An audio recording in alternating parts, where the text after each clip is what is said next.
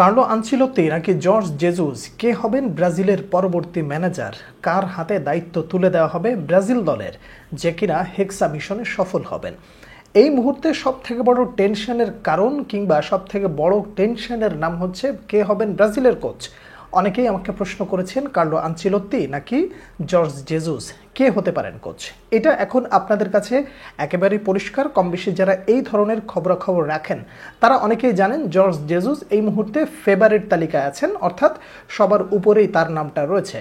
Brazilian কর্তৃপক্ষ তথা CBF এই মুহূর্তে চিন্তা করছে জর্জ জেজুসের কথা। ঠিক এরপরেই আরও কিছু প্রশ্ন আপনারা আমাকে করেছেন, তা হলো জর্জ জেজুস কেমন হবে ব্রাজিলের জন্য। এই প্রশ্নগুলোকে আসলে যদি এক করে ছোট ছোট করে উত্তর দেই তাহলে আশা করি আমি আমার দিক থেকে যে মতামত আছে সেই মতামতটা আপনাকে জানাতে পারবো। পাশাপাশি পুরো বিষয়টা বোঝার পরে ডিসাইড আপনি করতে পারেন যে আসলে কোনটা হলে ভালো হয়। অবশ্যই আমি আপনি চিন্তার বাইরে আর কিছুই করতে পারি না। তাহলে চলেন আর কথা না বাড়িয়ে শুরু করি কে হতে পারেন কোচ কিংবা কে হলে ভালো হয় সে বিষয়ে বিস্তারিত। দেখুন, কোচ হিসেবে আপনি জর্জ জেজুসকে একেবারে বাতিলের খাতায় ফেলে দিতে পারবেন না। তিনি কোচ হিসেবে ফ্লেমেঙ্গোতে দায়িত্ব পালন করেছেন, বেনফিকাতে দায়িত্ব পালন করেছেন, ফেনারবাচেতেও করেছেন, আল হেলালে করেছেন। তো এই যে ক্লাবগুলোতে উনি দায়িত্ব পালন করেছেন, এই ক্লাবগুলোতে দায়িত্ব পালনরত অবস্থায় তিনি যে একেবারে অসফল ছিলেন এই প্রশ্নটা আসলে আপনি কখনোই করতে পারবেন না, কিংবা এমন কথা আপনি কখনো বলতে পারবেন না। যদি বলেন তাহলে সেটা খুব হাস্যকর শোনাবে। ব্যক্তি হিসেবে তিনি যথেষ্ট পোটেনশিয়াল একজন মানুষ এবং তিনি তার শিষ্যদেরকে সবসময় প্রেসিং ফুটবলটা খেলাতে বাধ্য করেন, কিংবা তার স্টাইলটাই হচ্ছে এরকম। পজিশনালগত দিক দিয়ে তিনি যে একেবারে উইক এমন প্রশ্ন করারও সুযোগ নাই। এখন কথা হলো যে তিনি আসলে ব্রাজিল দলটাকে আসলে নিয়ন্ত্রণ করতে পারবেন কিনা। তো যদি আপনি জর্জ জেজুসকে অপছন্দ করে থাকেন সেটাও আপনার ব্যক্তিগত অভিরুচি, যদি পছন্দ করে থাকেন তাহলে সেটাও আপনার ব্যক্তিগত ব্যাপার। তবে আপনাকে মনে রাখতে হবে দলটা যখন ব্রাজিল এবং আপনি যেহেতু ব্রাজিলের একজন সমর্থক, আপনাকে দেখতে হবে যে জর্জ জেজুস আসলে ব্রাজিল দলটাকে আসলে কিভাবে মেলে ধরাতে পারেন, তাই তো? এখন এই জায়গায় সবার আগে আপনাকে চিন্তা করতে হবে জর্জ জেজুস আসলে যেই ক্যারেক্টারের লোক বা তিনি আসলে যেই ধরনের ফুটবলটা খেলান, এই ধরনের খেলাটা যদি ব্রাজিলে এসে অ্যাপ্লাই করতে পারেন এবং সেটা যদি তিনি কার্যকরভাবে ফুটায় তুলতে পারেন তাহলে আপনি দেখবেন যে ব্রাজিল অনেকটাই সফল হইতে পারে। কেন, আমি আপনাকে একটু বুঝায় বলি। এই মুহূর্তে ব্রাজিল জাতীয় দলে যারা খেলছে তারা তো সবাই কম বেশি অধিকাংশই ইউরোপে খেলছে। তো ইউরোপের ফুটবলের ভাষাটা হলো অনেকটাই প্রেসিং ফুটবল। তো প্রেসিং ফুটবল যেহেতু তার পছন্দ এবং ব্রাজিলের প্লেয়াররা ইউরোপে প্রেসিং ফুটবলের সাথে অনেকটাই মানানসই, তাহলে বলা যায় জর্জ জেজুস তার এই কৌশল ব্রাজিল দলে অ্যাপ্লাই করলে তিনি সহজেই সফল হতে পারবেন। বিশ্বকাপ জিতবেন কিনা, শিরোপা এনে দিতে পারবেন কিনা, এটা একেবারেই পরের সাবজেক্ট। কথা হলো প্রাথমিক অবস্থায় এসে দলটাকে গোছাইতে পারবেন কিনা এত কম সময়ের মধ্যে, কেননা বিশ্বকাপের আছে মাত্র 1 বছর। তো বলা যায় যে ব্রাজিল আসলে যেই ধরনের কোচ খুঁজছে সেই ধরনের কোচের মধ্যে আপনি জর্জ জেজুসকে রাখতেই পারেন। তাকে একেবারে বাতিলের খাতায় ফেলে দেওয়াটা খুবই অযৌক্তিক হবে, এটা আমার ব্যক্তিগত মতামত। ব্যক্তি হিসেবে জর্জ জেজুসকে আপনি যদি অপছন্দ করে থাকেন কিংবা আপনি যদি মনে করেন যে না তিনি ব্রাজিল দলটাকে হ্যান্ডেল করতে পারবেন না, এমন চিন্তা যদি আপনার ভেতরে এসে থাকে তাহলে আপনার এই মুহূর্তে কি করণীয় জানেন? আপনি একটানা আল হেলালের 10টা থেকে 15টা ম্যাচ দেখেন। এই সিজনে এখনো যতগুলো ম্যাচ আছে আল হেলালের প্রতিটা ম্যাচ আপনি দেখেন, তখন আপনি বুঝবেন যে অ্যাজ আ কোচ আসলে তিনি যেই ধরনের ফুটবলটা খেলাচ্ছেন এই ধরনের ফুটবলটা আসলে ব্রাজিলের সাথে মানানসই কিনা। তখনই আপনার কাছে পুরো বিষয়টা পরিষ্কার হয়ে যাবে যে জর্জ জেজুসকে আসলে আপনি একেবারে বাতিলের খাতায় ফেলে দেবেন কিনা। ব্যক্তিগতভাবে আমার কাছে জর্জ জেজুস একেবারে খারাপ কোচ নন।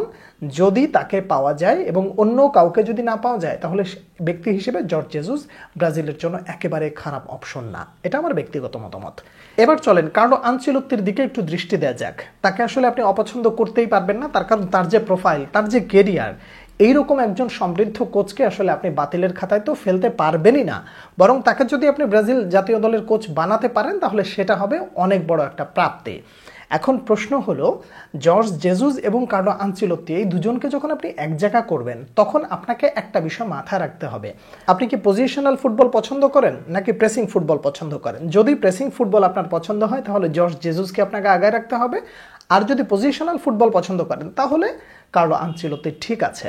কার্লো আনচেলত্তির সব থেকে বড় যে দিকটা সেটা হলো তিনি থেকে থেকে ক্যারেক্টার পরিবর্তন করেন। বিষয়টা হলো এমন যে switch one character getting to other character, অর্থাৎ স্থানকাল পাত্র ভেদে তিনি তার ক্যারেক্টারটা পরিবর্তন করেন। যখন বাসায় যাচ্ছেন কিংবা প্লেয়ারদের সাথে যখন কথা বলছেন, কখনো তিনি হয়ে যাচ্ছেন একজন কোচ, কখনো হয়ে যাচ্ছেন একজন পিতা, কখনো হয়ে যাচ্ছেন একজন টিচার। তো এই যে ক্যারেক্টার পরিবর্তন, এইটা কার্লো আনচেলত্তির সব থেকে ভালো গুণ। আর তার ভালো গুণের মধ্যে আরও একটা ভালো গুণ হলো যে তিনি ম্যান ম্যানেজমেন্ট সব থেকে ভালো করতে পারেন। কেন পারবেন না বলেন? এসি মিলানে যখন ছিল সেই সময় তিনি যেই ধরনের প্লেয়ারদের, হাই প্রোফাইল প্লেয়ারদেরকে ম্যানেজ করেছেন, রিয়াল মাদ্রিদে করেছেন, বায়ার্ন মিউনিখে করেছেন। তো এই ধরনের বড় বড় ক্লাবে যখন তিনি যোগ্যতার সাথে এবং দায়িত্বটা যথাযথভাবে পালন করে এসছেন, তাহলে ম্যান ম্যানেজমেন্টের দিক থেকে তিনি যে ব্রাজিলে আসলে একবারে সফল হবেন না এই প্রশ্ন তোলার একেবারেই সুযোগ নাই। কথা হলো কার্লো আনচেলত্তিকে প্রথম একবার আনতে চেয়ে ব্রাজিল কিন্তু মোটামুটি একটা ছ্যাঁকা খেয়েছে। এই তারিখ যদি ছ্যাঁকাটা খেয়ে যায় তাহলে অপশনটা কি হবে বা কি হতে পারে, এই দিকগুলো বিবেচনা করে সিবিএফ শুধুমাত্র কার্লো আনচেলত্তির দিকে দৃষ্টি না রেখে জর্জ জেজুসের দিকেও ভালোভাবে যোগাযোগ মেনটেন করতেছে। এখন বিষয়টা হলো আপনাকে একটু ধৈর্য ধরতে হবে যে আসলে শেষ পর্যন্ত সিদ্ধান্তটা কি হয়। এবার একটা সিক্রেট কথা বলি, বিষয়টা ভালো করে মাথায় গেঁথে রাখেন এবং মনে রাখবেন, এই বিষয়টা পরবর্তীতে আপনাকে অনেক দুশ্চিন্তা থেকে মুক্তি দিতে পারে। তাহলে ব্রাজিল যেই কোচগুলোকে নিয়োগ দেবে, সর্বপ্রথম কার নামটা উঠেছিল? Carlo Ancelotti. তারপরে কার নামটা আসলো? জর্জ জেজুস। তারপরে কার নামটা যুক্ত হলো? পেপ গার্দিওলার। সর্বশেষ নামটা যুক্ত হলো হোসে মরিনহোর। এই যে একটার পর একটা নতুন করে নাম যোগ হচ্ছে এই লিস্টে, এটার আসলে কি কারণ জানেন? কারণটা হলো ব্রাজিল কোন কোচকে আনবে, কাকে নিয়োগ দিলে ভালো হয়, এই যে আলোচনাটা হচ্ছে, সমালোচনা হচ্ছে, এই ইস্যুটা যেন খুব অল্প সময়ের ভেতরে ডেড না হয়ে যায়, অর্থাৎ চলে না যায়। ব্রাজিল কর্তৃপক্ষ কিংবা মিডিয়া এই পুরো বিষয়টাকে জাগ্রত রাখার জন্য নতুন নতুন করে একটা নাম যুক্ত করতেছে, যাতে করে এই বিষয়টা সব থেকে বেশি আলোচনায় থাকে।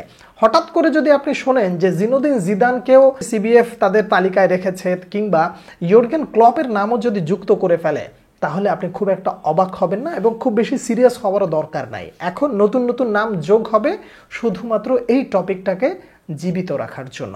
এই পুরো বিষয়ের উপরে আমার যে মতামত ছিল সেটা আমি আপনার সামনে তুলে ধরার চেষ্টা করেছি। এবার আপনি চিন্তা করেন জর্জ জেজুসকে আসলে আপনি পছন্দ করবেন নাকি কার্লো আনচেলত্তিকে পছন্দ করবেন। আপনি আপনার পছন্দের কথাটা একটু জানাবেন এবং এই বিষয়ের উপরে আপনার যদি আরও কোনো মন্তব্য থাকে আপনি জানাতে নিশ্চয়ই ভুল করবেন না। পরবর্তী ভিডিওতে আবার দেখা হচ্ছে, সে পর্যন্ত অনেক ভালো থাকবেন। আল্লাহ হাফেজ।